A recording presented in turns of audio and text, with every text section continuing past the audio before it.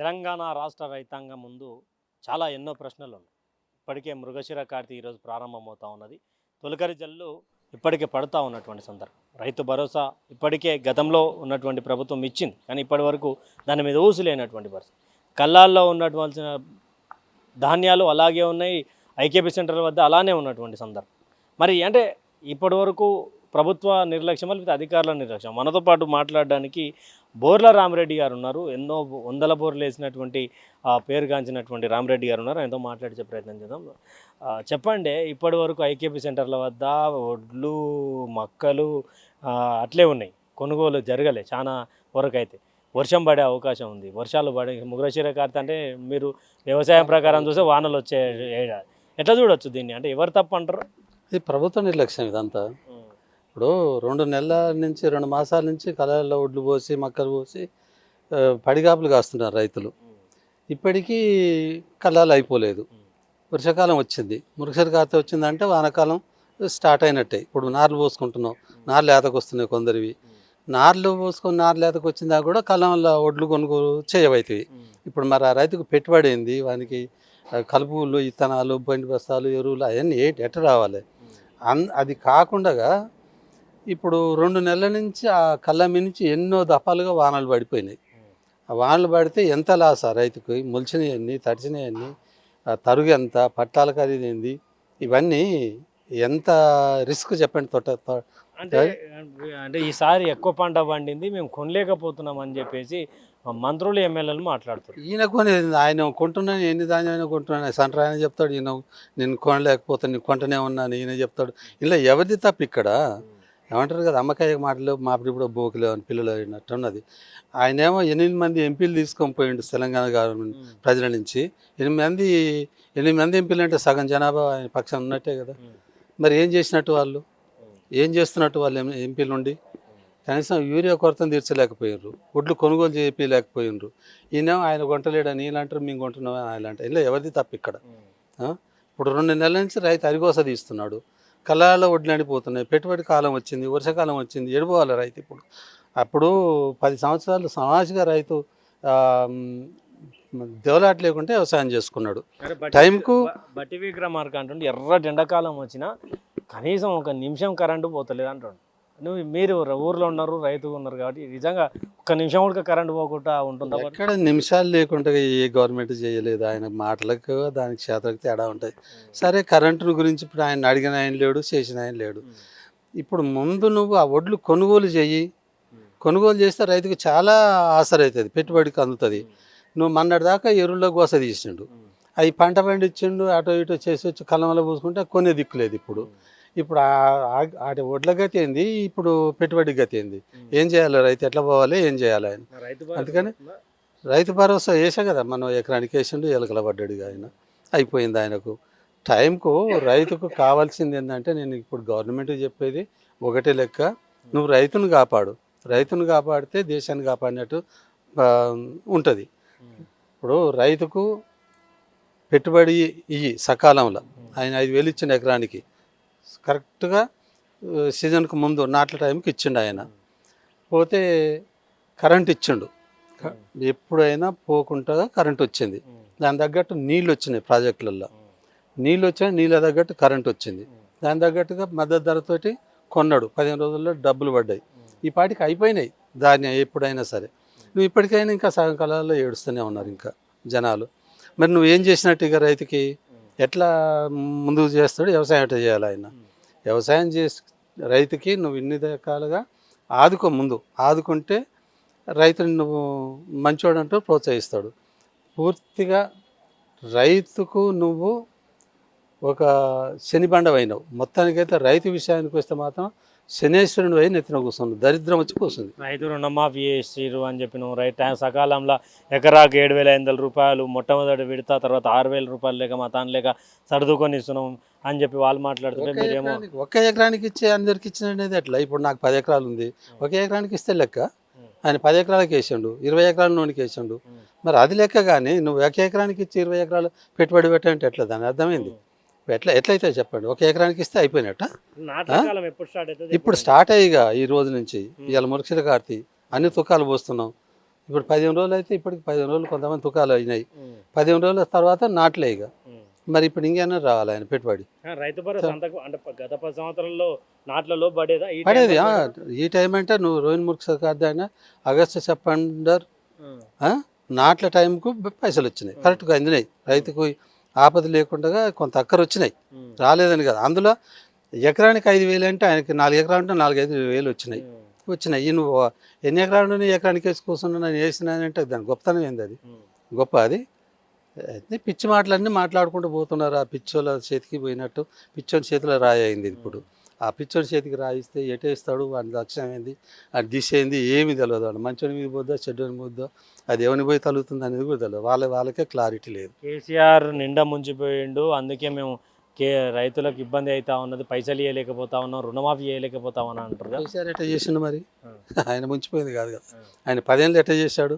2.5 సంవత్సరాలు ఇవ్వలేకపోతున్నావు నువ్వు ఆయన పోయిన కాంచి. ఇక నీకున్న పరిపాలన ఎన్ని రోజులు? ఇంకో సంవత్సరంన్నర ఉంది. ఆ తర్వాత ఎలక్షన్లు అయినాయి. మళ్ళీ ఏడాది పొడుగుతా నువ్వు పీక్ కన్నా సరిపోతుంది. ఇక నువ్వు చేసేది ఎప్పుడు? ఇంకా నీ నుంచి కానిపోయిన అది రైతుకి కానీ పరిపాలన దక్షత లేని వాళ్ళందరూ. వాళ్ళు ఎంత సంపాదించుకుందాం, ఏం చేద్దాం, ఏ విధంగా కాంట్రాక్టులు మూట కట్టుకుందాం, టెండర్లు వేసుకుందాం, దోసుకుందాం, ఇదే తప్ప వాళ్ళకి ప్రజల అవసరాలు గుర్తించినట్టు పాపన పోలేదు. ప్రజలకి ఏం కావాలనేది వాళ్ళకి తెలియదు. ఇప్పుడు వరి వేయొద్దని అంటుండు. ఏమేయాలి? అసలు ప్రత్యామ్నాయ పంట చూపించాలి కదా ప్రభుత్వం. ఏది వేస్తే ఏం కొంటావు నువ్వు? మక్కలు వేయన్నా, గోధుమలు పెట్టన్నా, సద్దలు పెట్టన్నా, శనగలు పెట్టన్నా, ఆముదాలు పెట్టన్నా, ఏదో క్లారిటీ చెప్పు. ఏది లేదు. రైతుకి తెలియదా ఏం పంట వేసుకునేది? రైతుకి తెలియదా? అంత పిచ్చోడా రైతు? 100 సంవత్సరాల నుంచి వ్యవసాయం చేసే రైతుకు ఆయన భూమిలో ఏం పంట పండుతుంది, ఏ కాలంలో ఏ పంట పండుతుంది తెలియదా? నువ్వు చెప్పేది ఏంది? నువ్వు వేసేదో చేసేది ఏందో చెయ్యి. నీళ్ళు అందియ్యి, ఆ నీళ్ళ తగ్గట్టు కరెంట్ ఇయ్యి, అవి 2 ఇస్తే చాలు. అంటే గతంలో మీ నల్గొండ జిల్లాలో నీళ్ళ కరువు ఉంటుండే, అది నీళ్ళు వచ్చి పిల్లలకు బాగుండక అని. ఇప్పుడు ఎట్లా అంటే కేసీఆర్ రాకముందు ఎట్లుండే, కేసీఆర్ వచ్చిన తర్వాత ఎట్లా? కేసీఆర్ రాకముందు నేనే వేసాను 100 బోర్లు వేస్తే అవస్థపడ్డా నేనే. అందులో కేసీఆర్ వచ్చిన తర్వాత నీళ్ళు సమృద్ధిగా వచ్చినాయి, సమృద్ధిగా పంటలు పండినాయి, సమృద్ధిగా కొనుగోలు చేసిండు, సమృద్ధిగా మద్దతు ధర వచ్చింది, అన్నీ వచ్చినాయి.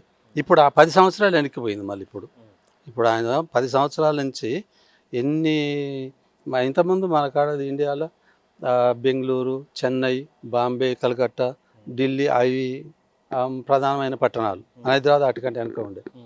కేసీఆర్ ఉన్న 10 ఏళ్ళల్లో 3వ స్థానానికి వచ్చింది. అటువంటిది మళ్ళీ ఇవాళ వెనక్కిపోయింది. అది పాలనా దక్షత. ఇప్పుడు హైదరాబాద్ ఇట్లా ఉందంటే ఎవరి పుణ్యం ఇదంతా? వెనచి వచ్చింది. ఇవాళ ఏమన్నా చేసావా? తట్టెమట్టి వేసావా? ఏమన్నా ఒక ఫ్లైఓవర్ చేసావా? ఏమన్నా అండర్ఫ్లో చేసావా? లేకపోతే ఉన్న మెట్రో కట్టి ఏం చేసావు? అంతా ఆయన చేసిందే కదా. ఇది తొండలో వదిలితే ఇప్పుడు ఆయనకుంది హిట్లర్, మన హిట్లర్ అని చెప్పుకున్నాడు. హిట్లర్ ఎట్లా అయిందో కరెక్ట్గా హిట్లర్ పాత్రని పోషిస్తుండే. ఇప్పుడు ఆ ముసి ఉన్నది, దాన్ని ఏమంటే అంతా గుడిసెలు వేసుకున్న వాళ్ళంతా ఉన్నారు. అలా గుడిసెలని బీకేసి అమ్మనో రామచంద్ర అది గోడుని ఏడుస్తుండ్రు. వాళ్ళకి వాళ్ళకు ప్రత్యామ్నాయ మార్గం చూపెట్టి కూలగొట్టరాదు. ఏమన్నా చేసావా? ఎడిపోవాలి ఇప్పుడు? ఆ 2 ఏళ్ళ నుంచి మూసి కూలగొట్టుకోపోయి 150,000 కోట్లు అట్ట. దానికి కాళేశ్వరం ప్రాజెక్టే 1,00,000 కోట్లు కాలేదు. 1000 కిలోమీటర్లు వెనక్కి నడిపించాడు గోదావరి. 3 బ్యారేజీలు, సుందిల్ల, మేడిగడ్డ, అన్నారం, దాంట్లో సబ్స్టేషన్లు ఎన్ని, భూగర్భ సొరంగాలు ఎన్ని, మోటార్లు ఎన్ని, దాని కరెంట్ ఎంత, యాడికంచి ఎన్ని చెరువులు నింపిండు, ఎన్ని ఎకరాలు బారిచ్చిండు, దానికే 1,00,000 కోట్లు కాలేదు. నువ్వు 1,00,000 కోట్లు యాంకలు 20 కిలోమీటర్లు పట్నం అవతల ఊరు బయట నుంచి యువతల ఊరు బయటకు 1,00,000 కోట్ల 1,50,000 కోట్లు డబ్బు పెట్టి చేస్తున్నా, బాగు చేస్తా, ఇది చేస్తా. ఏం చేస్తా? ముసిన ప్రక్షాళన చేసి ఏం పండిస్తావు? అందులో ఏమన్నా ఒడ్లు పండిస్తావా, పత్తి పండిస్తావా, మక్కలు పండిస్తావా, లేకపోతే పొరగాలకి ఏమన్నా పెద్ద పెద్ద కంపెనీలు కడతావు? అందులో ఏం చేస్తావు? అది నువ్వు చేసేది ఏదంటే చెయ్యి. అదే 1,50,000 కోట్లు పెడితే తెలంగాణ భూభాగం ఇప్పుడు పారని ప్రాజెక్ట్ ఏదైనా ఉంటే అంగుళాల నీళ్ళే ప్రాజెక్ట్ ఏరియా కింద తీసుకురావచ్చు. అంటే ఫైనల్గా ఒకటి, కేసీఆర్ తోటి మీరు 100 బోర్ల రామరెడ్డిగా కలిసినప్పుడు ఇప్పుడన్నా మీకు రైతుల డిస్కషన్ అవుతుంది అన్న మీ ఇద్దరి మధ్యలో కలిసినప్పుడు? ముచ్చట పెట్టుకుంటాం. అట్లేం లేదు. రైతుల విషయంలో చాలా సున్నితంగా, చాలా చక్కగా మాట్లాడుకుంటాం. రైతులకి ఏం అవసరాలు మాట్లాడుకుంటాం. ఆయన రైతుల గురించి ఆలోచించందే ఇంత ఇవ్వాలి. రైతులు ఈ విధంగా ఆయన గురించి ఏం చెప్పుకోరు. చాలా రైతు పక్షపాతి ఆయన. రైతులకు ఇప్పుడు నీకు ఏం తక్కువ చేశాడని రైతు ఆయన ఎందుకంటే మన తెలంగాణలో బాధలు ఎట్టున్నాయంటే, ఇప్పుడు ఇంతకుముందు ఊరి ముందరికి వస్తారు చూసినా లత్కూర్ సాబ్ అని ఇప్పుడు తుపాకి రావడం అలాంటి మాటలు చెప్పిండు ఆయన.